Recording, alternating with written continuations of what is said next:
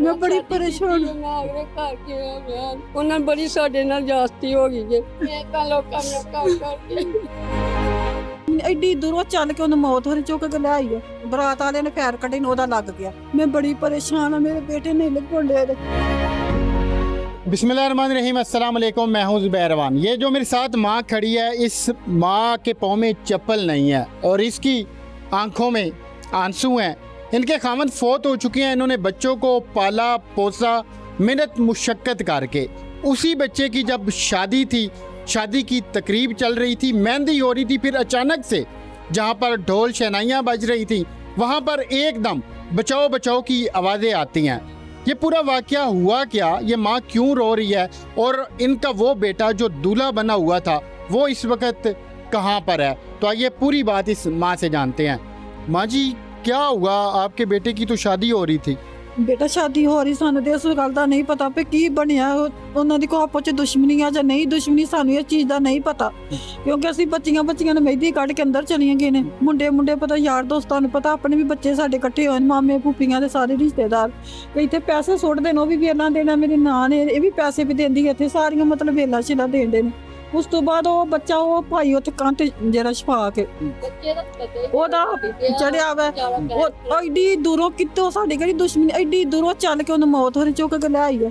ਕਿਤਨੀ ਦੂਰ ਉਹਨਾਂ ਦਾ ਘਰ ਤੇ ਕਿੱਥੇ ਸਾਡਾ ਵਾ, ਤੇ ਉੱਥੇ ਚੜਿਓ ਪੈਸੇ ਡਾਂਡਿਆ। ਯਕਦਮ ਮੈਂ ਅੰਦਰ ਹਲੇ ਗਈ ਹੋਈਆਂ, ਜਿੰਨੀ 2 ਮਿੰਟ ਨਹੀਂ ਹੋਏ ਮੈਨੂੰ ਗਈ ਨੂੰ, ਤੇ ਬਾਹਰੋਂ ਆਵਾਜ਼ ਆਈ ਆ। ਮੇਰੀ ਛੋਟ ਵੱਡੀ ਨੂੰ ਮੈਂ ਉੱਤੇ ਛਾਤੇ ਖਲੋਤੀ ਬੇਟੀ, ਉਹਨੇ ਵੇਖਿਆ ਥੱਲੇ ਆਈ, ਨਹੀਂ ਫੁੱਫੋ ਬਾਹਰ ਗੋਲੀ ਵੱਜ ਗਈ। ਮੈਂ ਵੀ ਦੌੜੀ ਆਈ, ਉਹ ਚ ਬੱਚੇ ਮੇਰੇ ਸਾਰੇ ਜਿਹੜੇ ਨਾ ਜਿਹਨੂੰ ਗੋਲੀ ਮਾਰਨਾ ਹੈ ਉਹ ਵੀ ਉਹਨੇ ਚੁੱਕਿਆ ਹੈ, ਤੇ ਮੇਰੇ ਬੱਚੇ ਜਿਹੜੇ ਸਾਰੇ ਉਧਰ ਹੀ ਫੜ ਕੇ ਤੇ ਉਹਨੂੰ ਮਤਲਬ ਲਈ ਜਾਂਦੇ ਨੇ। ਉਹ ਪਰਾਂ ਬਾਹਰ ਲੈ ਗਏ ਨੇ ਦੂਰ, ਤੇ ਮੈਂ ਦੌੜ ਕੇ ਗਈ ਹਾਂ। ਮੈਂ ਨਹੀਂ ਕੀ ਹੋਇਆ ਵੇਖਿਆ ਮੈਂ ਖੂਨ ਥੱਲੇ, ਮਤਲਬ ਉਹਦੇ ਮੂੰਹ ਚ ਪਾਣੀ ਅਸੀਂ ਪਾਉਂਦੇ ਰਹੇ ਹਾਂ ਪਹਿਲਾਂ। ਉਹ ਡਿੱਗਾ ਨਾ ਉੱਥੇ, ਪਾਣੀ ਪੂਣੀ ਪਾਇਆ ਵਾ ਤੇ ਮੂੰਹ ਦੇ ਵਿੱਚ, ਅਸੀਂ ਉਹਨੂੰ ਚੁੱਕ ਕੇ ਖੜਿਆ। ਸਾਰੇ ਸਾਨੂੰ ਨਹੀਂ ਪਤਾ ਕਿੰਨੇ ਪਾਇਆ ਸਹੀ ਹੈ ਕਿਸੇ ਨੇ ਮੂੰਹ ਚ। माँ ये दसो कि गोली मारी किने है? ਮਾਰੀ ਵਿੱਕੀ ਨੇ। विकी कौन है? ਸ਼ੇਖ ਆ, ਉਹਦਾ ਕਜ਼ਨ ਹੀ ਹੈ, ਸ਼ਫਾਕ ਦਾ। इशफाक हो वे जेड़ा ताड़े बेटे दी शादी ते आया होया सी। ਆਇਆ ਸੀ, ਮੇਰੇ ਬੇਟੇ ਦਾ ਦੋਸਤ ਸੀ, ਪਰ ਦੋਸਤ ਬਥੇਰੇ ਆਏ ਸੀ। ਸਾਨੂੰ ਤੇ ਇਸ ਚੀਜ਼ ਦਾ ਨਹੀਂ ਸੀ ਨਾ ਪਤਾ ਕਿ ਉਹਦੇ ਨਾਲ ਮਤਲਬ ਕੋਈ ਮੁਖਾਲਫਤ ਹੈ ਜਾਂ ਨਹੀਂ ਹੈ। ਉਸ ਤੋਂ ਬਾਅਦ ਉਹਨਾਂ ਨੇ ਬਸ ਇਸ ਤਰ੍ਹਾਂ ਮੌਕਾ ਠਾ ਕੇ ਵੀ ਕਿਸੇ ਇਹਨਾਂ ਦਾ ਹੀ ਨਾਂ ਲੱਗੇ, ਤਾਂ ਆਖਾਂ ਦੇ ਕਿ ਬਰਾਤ ਵਾਲੇ ਨੇ ਫੈਰ ਕੱਢੇ ਨੂੰ ਉਹਦਾ ਲੱਗ ਗਿਆ। ਇਹ ਜਿਹੜੇ ਬੱਚੇ ਨੂੰ ਫਾਇਰ ਲੱਗਿਆ, ਬੱਚਾ ਕੌਣ? ਇਹ ਬੱਚਾ ਉਹ ਸਾਨੂੰ ਉਹਨਾਂ ਦਾ ਨਹੀਂ ਪਤਾ, ਉਹ ਸਮਾਲੇ ਮਹਿਰਾਂ ਦਾ ਕੋਈ ਬੱਚਾ ਦੱਸਦੇ ਨੇ। ਅਸੀਂ ਗਏ ਉਧਰ ਹੋ ਕੇ ਆਏ ਆ, ਉਧਰ ਉਹਦੇ ਕੋਲ ਮਾਂ ਕੋਲੋਂ ਅਫਸੋਸ ਕਰਕੇ ਆਏ ਆ। ਬੱਚੇ ਵੀ ਗਏ ਨੇ, ਸਾਰੇ ਹੀ ਅਸੀਂ ਗਏ, ਬੰਦੇ ਵੀ ਇਹ ਵੀ ਗਈਆਂ ਵਾ। ਦਿਲੀ ਦੁੱਖ ਹੈ ਕਿ ਉਹਦੀ ਮਾਂ ਨੂੰ ਹੌਸਲਾ ਤਫਾਕੀ ਦਿੱਤੀ ਆ ਕਿ ਉਹਨਾਂ ਵੀ ਕਿਹਾ ਵਾ ਕਿ ਬਾਜੀ ਤੁਹਾਡਾ ਨਾ ਤੁਹਾਡਾ ਗੁਨਾਹ ਨਾ ਸਾਡਾ ਗੁਨਾਹ, ਤੇ ਉਹ ਜਿਹਨੇ ਗੋਲੀ ਮਾਰੀ ਹੈ ਉਹਨੂੰ ਸਜ਼ਾ ਮਿਲਣੀ ਚਾਹੀਦੀ। उनके बेटे की शादी की मेहंदी चल रही थी और जो उनके बेटे का दोस्त था वो यहाँ खंबे के ऊपर पैसे लुटा रहा था। उसको कोई शख्स मारने के लिए आता है, मुबैना तौर पर कत्ल करने के लिए। वो फायरिंग उसके ऊपर करता है और एक बच्चा जो कि मेहंदी की तकरीब देखने के लिए आया हुआ था, जो ढोल बाज रहे थे उनको देखने के लिए आया हुआ था, उसको फायर जाकर लगता है और वो यहाँ पर तड़पना शुरू कर देता है। अब आपका जो बेटा है जिसकी शादी हो रही थी वो कहाँ पे?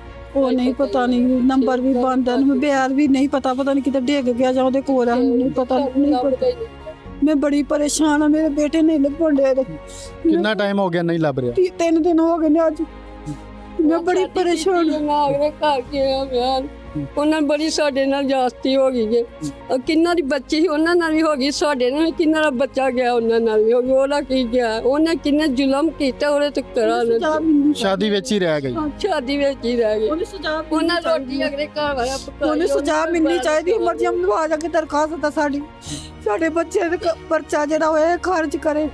ਮੇਰਾ ਬੱਚਾ ਮਾਸੂਮ ਬੱਚਾ ਮਹਿਮਾਨ ਆਇਆ, ਇੰਨਾ ਛੋਟਾ ਜਿਹਾ ਬੱਚਾ ਵੇ ਉਹ ਕਿਹੜਾ ਅੰਦਰ ਬੇਗਨਾ ਅੰਦਰ ਇਹਦਾ ਬੱਚਾ ਦਾ ਉਹ ਪ੍ਰਾਹੁਣਾ ਆਇਆ ਵਿਆਹ ਵੇਖਣ, ਉਹਨੂੰ ਫੜ ਕੇ ਲੈ अच्छा, जो शादी देखने आया था उसे भी पुलिस ने पकड़ लिया। शादी देखने आया था, मेरी नंद का बेटा था, छोटी बड़ा जिन्ना इतने खड़ा मेरे कोल में, इतने खलोती हूं। उन्होंने मैं कहा पुत्र आपने अपने बेटों को कैसे पाला जब आपके खामद फौत हो गए? पालिया मेरा, ਮੈਂ ਤਾਂ ਲੋਕਾਂ ਨੂੰ ਕੰਮ ਕਰਕੇ सारे मोहल्ले वाले ਨੂੰ पता जी मैं अपने बच्चे पाले चक्के खा के।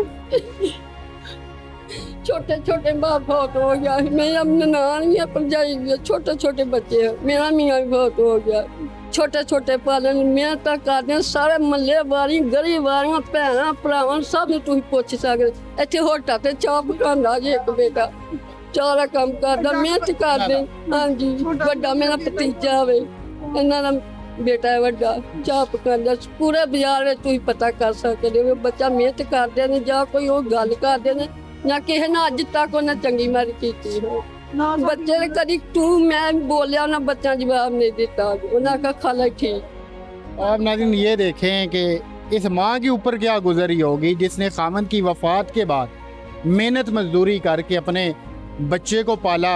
फिर शादी और सेहरा सजाना हर माँ का ख्वाब होता है, इसने भी उसी ख्वाब को पूरा करने के लिए उसकी शादी कर रही थी, मेहंदी हो रही थी और फिर अचानक से सारा मंजर तब्दील हो जाता है। और फिर इनके मुताबिक अब जो दूल्हा था, जो इनका बेटा था जिसकी शादी थी, वो ही नहीं मिल रहा। फिर एक जो मेहमान आया हुआ था उसे पुलिस ने गिरफ्तार कर लिया। दुश्मनी किसी की थी, फायर किसी ने मारा, मरा किसी और का बेटा।